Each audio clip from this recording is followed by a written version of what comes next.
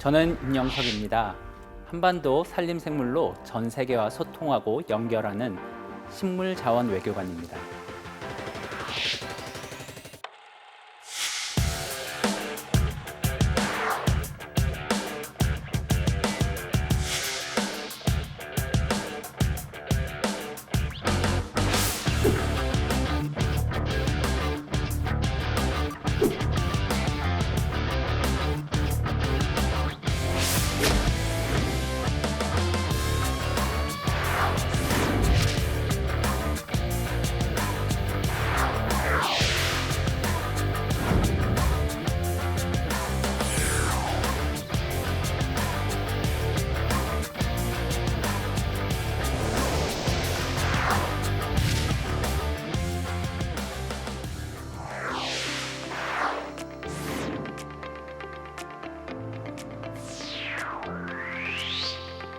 주로 알려진 식물원들은 유럽이나 북미 쪽에 아무래도 분포를 많이 해서 그 지역에 있는 국가들에서 그동안엔 식물원 교육총회가 개최가 됐었습니다.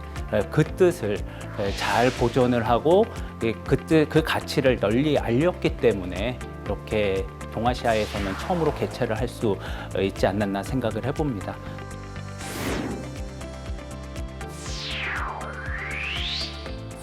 자생식물이라고 하죠. 우리나라에서 처음으로 이제 나타나는 식물들이 3,975종이 있습니다. 이러한 희귀 특산 식물을 종보존적인 차원으로 해서 중복보존을 여러 군데에서 같이 하는 것이죠. 현지 외 보존을 하는 것에 있어서 그 철학과 가치들을 우리나라에 있는 식물원들은 잘 공유를 하고 잘 나누고 있었습니다.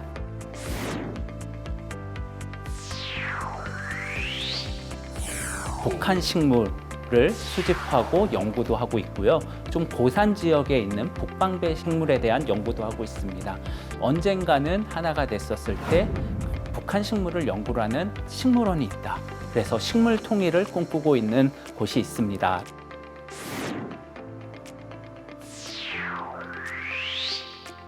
미래 세대를 위한 교육이 뭡니까? 라는 얘기를 하거든요. 우리 수목원이라는 곳은 다양한 계층, 연령과 상관이 없이 많은 사람들이 즐길 수 있는 공간이다라는 것을 이야기를 하고 싶어요. 장산수가 천연기념물이지 않기를 바라는 마음이 있습니다.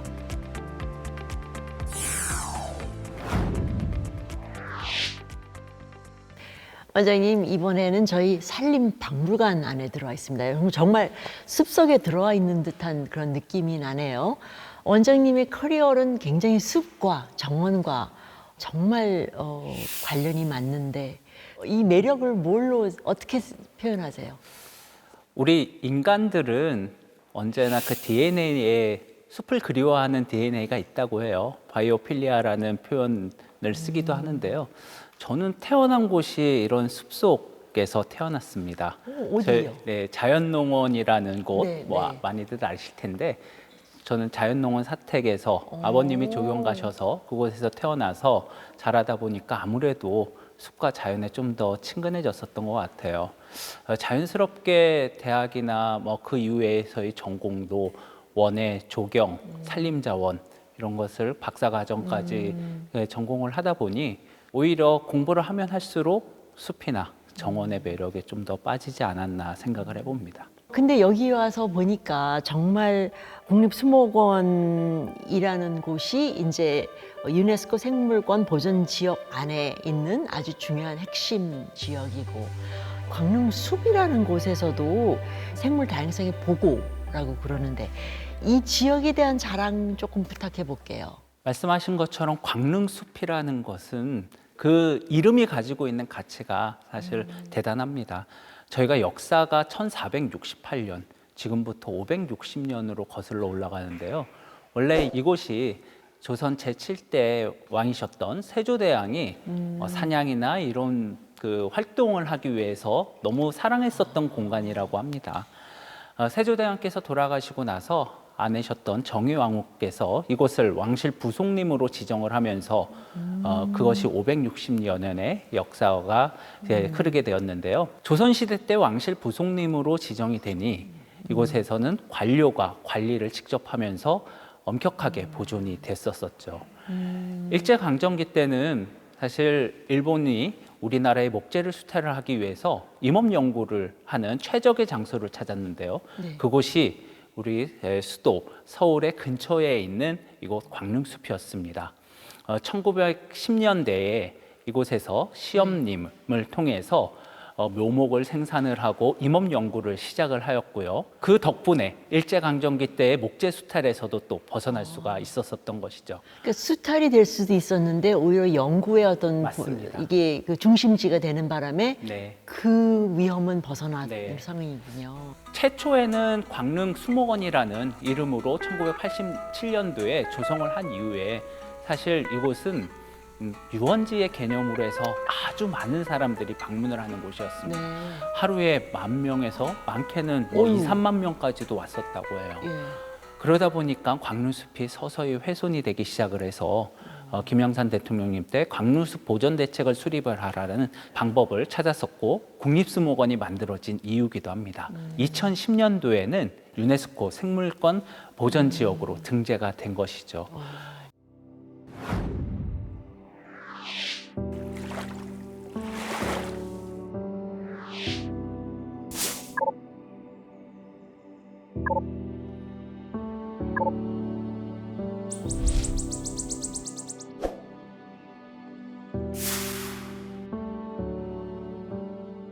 이 광릉숲이 가지고 있는 가장 큰 장점, 생물 다양성이 아주 풍부하다라는 것인데요. 네네.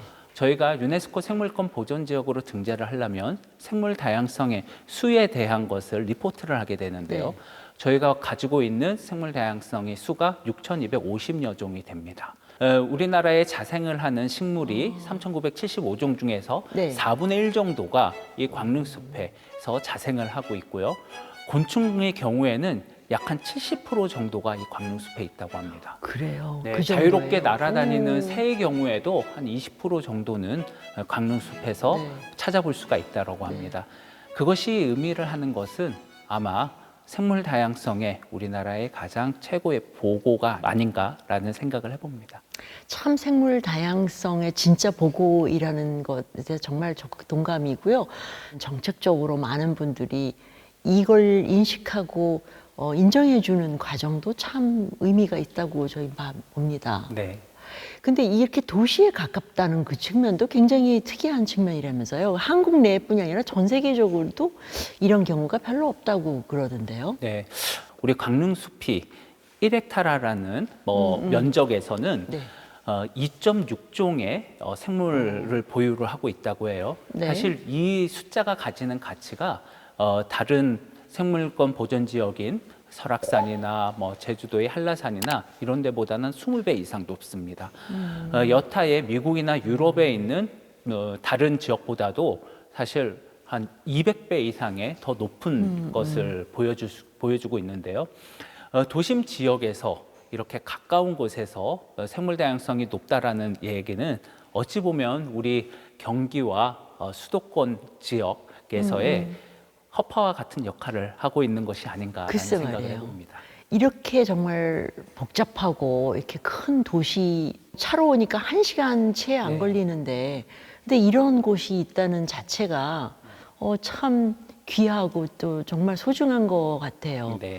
근데 우리가 숲이라고 하면 생각하면은 그냥 식물만 생각하는데 그게 아니라 지금 아까 말씀하신 곤충이나 또 새나 이렇게 자연 동물들도 많은데 곤충 중에서 특히 저희 희귀 그 곤충들이 여기서 이렇게 많다면서요. 네. 우리 국립수목원이 얘기를 할 때는 항상 산림 생물에 대한 이야기를 합니다. 네. 사실 저희가 숲 생각을 하면은 나무를 먼저 나무, 떠올리게 네, 되는데요. 숲이라는 것이 가지고 있는 그 구성원은 아주 작은 이끼부터 지류, 그리고 초화류, 그리고 관목이 있고요. 그리고 나서 들어오는 것이 큰 나무들이죠. 그 나무 속에서 살아가는 또 다양한 곤충과 새들이 어우러지는 것이 저희는 숲의 생태계라고 이야기를 합니다. 말씀하신 것처럼 곤충 중에서 네. 우리 광릉숲에서만 살고 있는 곤충이 있습니다. 여기서만 네. 살아요. 예. 천연기념물 218호인 장수하늘소입니다.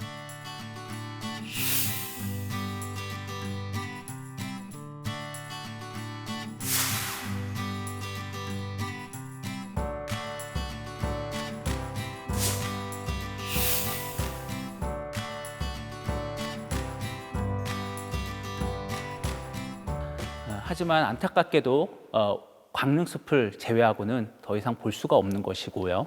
우리 광릉숲에서도 이런 개체수가 줄어가고 있었던 중이었습니다. 네. 다행히 우리 그 국립수목원에서 장수 하늘소에 대한 인공 증식을 10년 전부터 체계적으로 하고 있고요. 네네. 인공 증식을 통해서 또 새로운 성체를 여름마다 자연으로 돌려보내는 행사들을 하고 있는데요. 재작년에는 자연에서 나타난 장수하늘소와 우리가 인공 증식을 한 장수하늘소가 서로 짝짓기를 하는 매우 귀한 현장도 목격을 할 수 있었습니다. 생물 다양성을 이야기를 할 때는 사실 종다양성을 일차적으로 떠올리지만 그것만큼 중요한 것이 유전 다양성이거든요.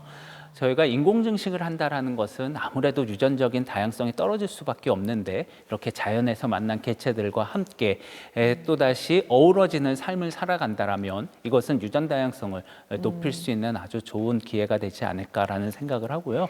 그렇게 되면 또 새로운 종이 생기나요? 아니면은 종은 똑같은데 그냥 살아남는 방식만 다른 새로운 종이 생기는 것은 아니고 네. 우리 인간 역시도 네. 호모 사피엔스가 그 종 간에 서로 다양한 색깔을 가진 사람들끼리 서로 만날 수 있듯이 장수하늘소 역시도 그렇게 해서 다양한 유전적 형제를 가지고 있는 장수하늘소가 만들어진다라는 거죠. 그래서 또 오래오래 더 오래, 더 번영할 건강하게. 수 있고. 되게 아이러니하게 우리가 천연기념물이라는 것을 이야기하면 너무나도 귀중하고 네. 이 아이를 잘 보고 감싸야지 되는 거라고 생각을 하는데 저희의 목표는 장수하늘소가 천연기념물이지 않기를 바라는 마음이 있습니다. 그쵸. 누구나 볼 수 있는 그런 어떤 우리 주변에 광릉숲 넘어 예전에처럼 장수하늘소들이 또 신나게 살아갈 수 있는 그런 환경이 만들어지기를 바라고 있습니다. 네. 근데 지금 원장님께서 말씀해 주시는 정말 수목원이 하고 있는 중요한 역할들,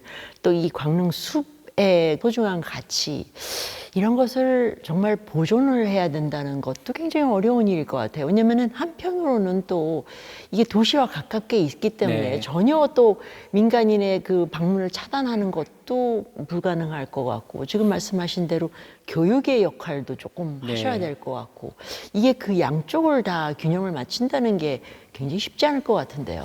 광릉숲이 이제 더 이상 훼손되지 않도록 버퍼존을 두자라는 개념이어서 네. 그 면적이 한 576헥타 정도 되는데요.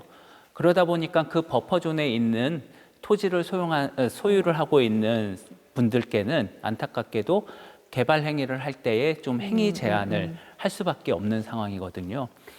그렇기 때문에 유네스코 생물권 보존 지역에서 지향을 하고 있는 그런 개념들이 매우 중요한 것 같아요. 이것은 자연과 인간의 지속 가능한 삶과 공존이라는 그 개념에서 어떻게 접점을 가져가야 될 것인가가 바로 우리의 과제인 것 같고요. 그것이 그런 방법들을 잘 찾아가면서 또 주변에 계신 분들을 잘 설득을 해 나가는 과정 역시 우리 국립수목원의 역할이 아닌가 생각을 합니다. 네. 설득에 가는 과정에서 물론 이제 주변에 있는 주민들과의 같이 하는 행사도 있고, 어떻게 보면 가장 중요한 것 중에 하나의 미래 세대의 교육이 아닐까 맞습니다. 싶은 생각이 드는데, 그런 측면에서는 어떠한 활동이 있고 어떤 식으로 좀 강조를 하고 싶으신가요? 네. 사실 기후변화, 생물 다양성 위기 이런 단어들은 이제 저희에게 매우 익숙해져 있죠. 하지만 식물들은 어떨지 한번 생각을 해보셨나요? 최근 들어서 우리 수목원에서는 또 이런 현상들이 나타나요. 봄에 피어야지 될 봄꽃들이 가을철에도 피고 있습니다. 예전에는 봄꽃이 가을에 피는 현상이 한 두세 종이 나타났는데 최근 들어서 특히 작년에는 36종이 봄꽃이 가을에 피는 이것을 불시계화라고 이야기를 하는데요. 네, 네. 기후변화의 아주 단적인 모습을 보여주죠. 이런 식물의 목소리를 어떻게 대응을 해야지 될 것인가에 대한 교육도 중요합니다. 오늘날의 세대한테는 잘 통할 것 같아요. 그 오늘날 우리 세대, 이 젊은 세대를 보면 그거에 대한 인식이 어느 세대보다 더 높긴 한 것 같아요. 또 한국이 그런 얘기를 할 때는 약간 대외적으로 봐서는 한국이 전쟁을 통해서 정말 네. 한반도의 그 전체에 걸쳐서 숲이라는 것이 거의 훼손이 안 된 곳이 없이 됐는데, 우리가 다시 회복할 수 있었다는 자체 가지고도 사실은 세계한테 이만큼 숲의 중요성을 정부와 체계적으로 이렇게 같이 회복한다는 게 중요하고 가능하다는 거를 보여주는 측면도 있지 않나 싶은 생각이 드는데요. 아, 네, 맞습니다. 사실 우리 광릉숲이 그냥 보존만 되어 있는 숲은 아닙니다. 우리 광릉숲을 보면은 보존을 통해서 우리가 흔히 말하는 천년님이라고 이야기를 하는데요. 자연스럽게 만들어진 숲이 한 60% 정도 되고요. 네. 그다음에 저희가 일본 일제강점기 때부터 해서 심고 가꾸고 인공적으로 만든 인공림이 한 40% 됩니다. 우리나라의 치산 녹화의 성과는 전 세계에서 유례가 없을 네, 네. 정도로 높이 평가를 받고 있는 성과고요. 우리 주변의 숲이 이제는 이렇게 울창한 숲을 만들어졌는데 이 숲의 양 자체도 OECD의 평균 숲의 양보다 더 많은 수준에 지금 도달을 했거든요. 그 정도예요. 대한민국 국민으로서 우리의 산림 자원의 가치에 대해서 충분히 저는 자부심을 가져도 된다고 생각을 합니다.